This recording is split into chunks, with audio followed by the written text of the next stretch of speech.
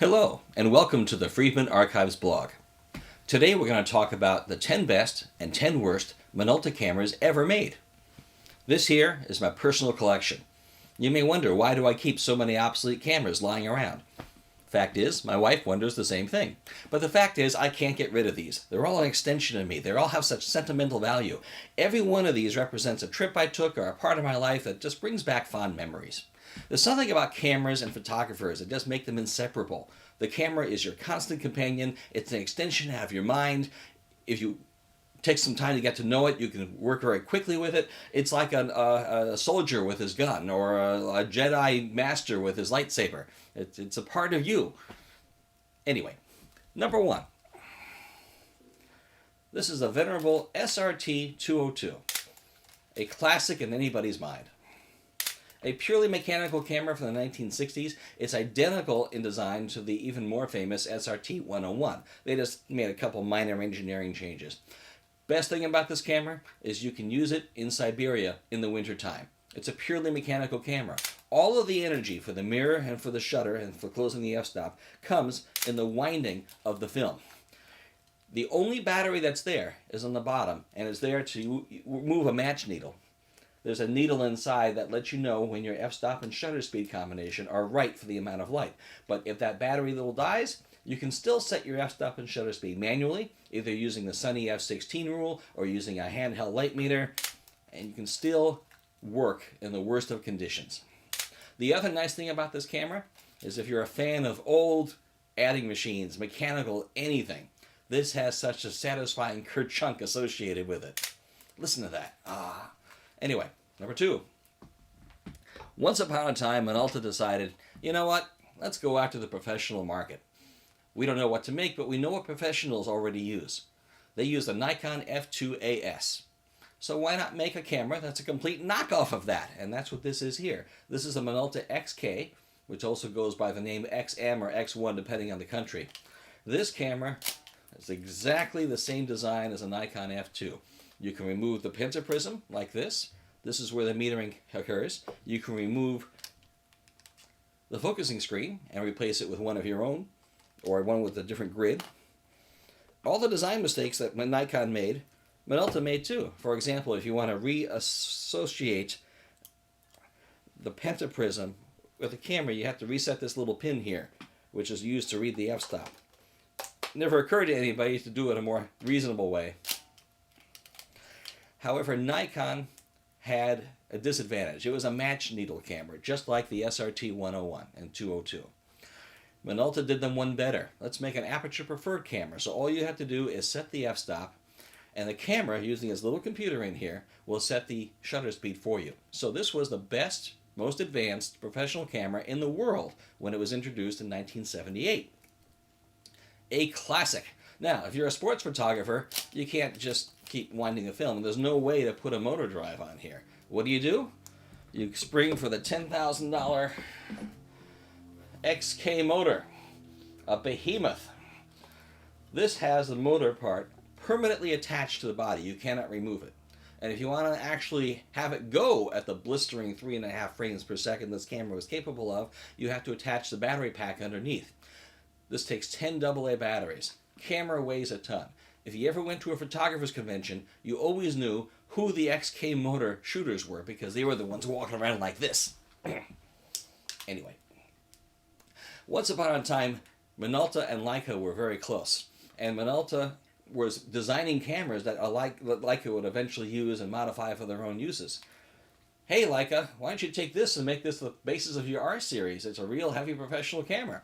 And Leica looked at Minolta's lineup and said, I think we'll go for this instead. This is a much more practical body. This is the XE7. That was the US designation.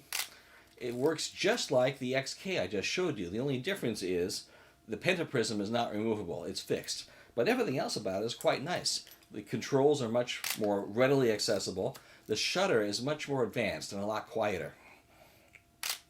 So this was the basis of the R3 and the R3 Mott, which stands for motor. Very, very good industrial strength camera. Probably the best classic Minolta camera ever made for manual focus was this. It goes by several different names. Here it's the XD11. In Europe it was the XD7. But the idea was for a manual focus camera, this was the first one that offered both shutter priority and aperture priority. And it was teensy weensy, which fit with the camera design ethos of the time. Make everything small, like the Olympus OM1 or the Pentax ME. Remember those cameras? This Minolta advertised as having a silky smooth shutter. Two reasons why that is. The first is a newly designed shutter, which doesn't go left and right like the SRT-202 did. It goes up and down. This actually makes for a faster flash sync speed. It also means less spring action tension is necessary to get the shutter to go from top to bottom. But there's another thing this camera does which is responsible for its very Lexus-like behavior. Because these lenses were not designed for automation, usually whenever the camera stops down a lens, it'll move this pin. But when they were designing the lenses back in the 1960s, there was no consideration of automation back then. If you move this pin a certain amount on one lens, it will close down the f-stop blades a different amount from one lens to another. So there's no way for the camera to know, how do I stop this down to f8 if I want to? How did Minolta solve the problem? Well, what they did was they kind of guessed. Move the pin a little bit to stop down the lens a little bit. It should be in the right range. Then meter for the amount of light that's coming in.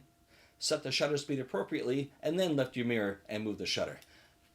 So what's happening is, many things are happening out of sequence, not all at once. And that actually makes for a much smoother operating experience. A classic. A classic. Time for game changing. Only the human eye focuses faster. This was the Maxxum 9000 camera. Best camera in the world when it was introduced in 1988. Autofocus, the second autofocus camera they ever made. Because it was designed for professionals, professionals wouldn't trust it, right? So you have an automatic, you have the motor drive on the bottom if you want, but if you're worried about reliability, you can still wind the film by yourself. This was a very, very cool camera. In fact, I took this camera to my very first trip to the Soviet Union back in 1988. And I was kind of smug back then because, well, back in 1988, this was state-of-the-art for the Soviet Union. Ladies and gentlemen, meet the Zenit. It has a top speed of a 500th of a second. It has automatic exposure. Well, not automatic.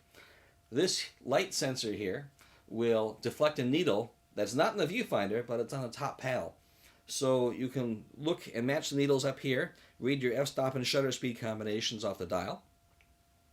Set your f-stop, set your shutter speed, and if your sports action shot hasn't moved or gone home yet, you can still take the shot. Now, when I was in the Soviet Union, I was kind of very good. Look at my camera. I got the state-of-the-art, best in the world, blah, blah, blah, blah, blah. But this one could be used in Siberia in the wintertime. Mine couldn't. There was another really cool feature about this camera, and that is the program back Super 90, which was an optional data back, but in addition to being able to print information on the film in a little tiny corner, it would also allow you to take control of the automatic exposure in ways that the camera normally wouldn't allow you to do. For example, you can specify how the program mode would work if you wanted to favor high shutter speeds in certain examples, in certain situations, for example. Or if you want to turn the camera into an Olympus OM4, and Olympus OM4 was a 1970s era camera. It had a multiple spot meter reading. So all you had to do was take a spot meter here at your brightest, your darkest, your 18% grayest. It would average all the readings together, and that would be your final exposure. It was great for tricky lighting situations, and this data back would allow you to do the same thing. So that was a good idea. The problem is their implementation was kind of substandard. The buttons were fidgety. In order to turn that feature on and off, you had to press all of these squishy buttons, about 6 of them, before you can get the feature you want on or off.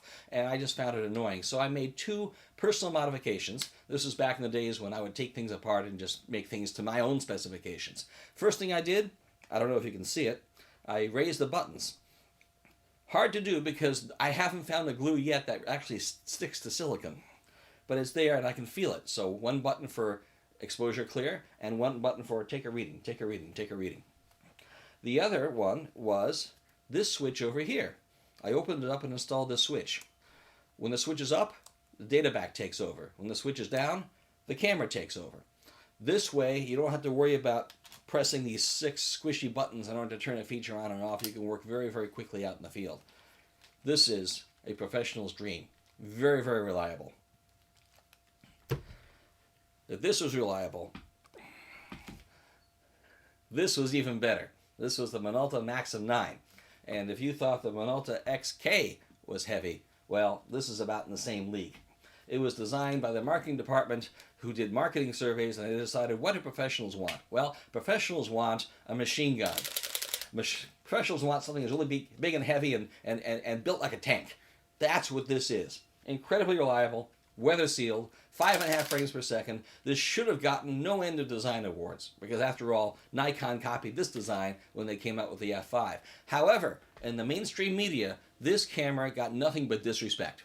Why? Because it's got a pop-up flash.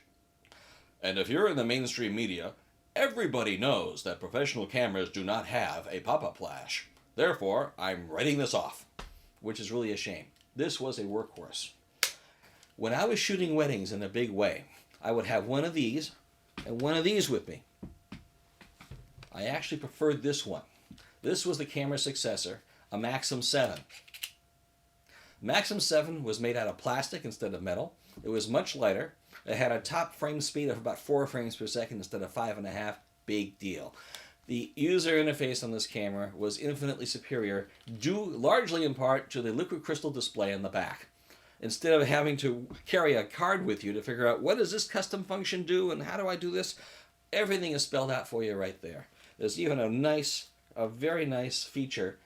Don't forget, this is film-based camera, not digital, so you can't have instant feedback when you take your picture. So if you want to take a reading, you hit your AEL button, and then you can press a button on the back, and you can see what the 14-cell honeycomb metering pattern shows you for the lightness distribution of your shot.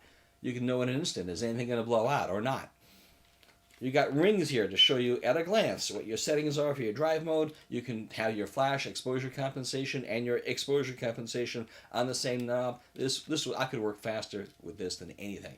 In fact, the design for this camera was so good ergonomically that when it came time to make a digital SLR, Minolta pretty much lifted the Maxxum 7 design and came out with this, which is the Maxxum 7D. Same layout, 6 megapixel camera. This is one of the best user interfaces ever to grace a modern SLR or DSLR. And I'll show you how it works right now, except that this camera is suffering from the dreaded first frame black problem, and it costs $250 to fix, and I can put that money into better use. Last one for this table, one of my favorite travel cameras ever. This actually preceded the 7D. This was the Konica Minolta A1/A2. It was the first camera ever to introduce anti-shake. And it was also one of the first cameras to have an articulating screen for a professional one. When they made this camera, the Minolta engineers decided, you know what, let's throw out convention. You don't need mirrors anymore. You don't need shutters anymore. What can we do to rethink the camera? First thing they do, they started from the sensor and worked backwards. The sensor was about that big. So they made a lens, a very, very good lens, whose image circle just fits the sensor. So right off the top of the bat, the camera is smaller and the lens is smaller. Because the lens is permanently attached, no chance of dust getting into the sealed chamber. The articulating screen is and you also have an articulating EVF. So this is like a predecessor for the modern A55, A77, and this would still be my favorite travel camera.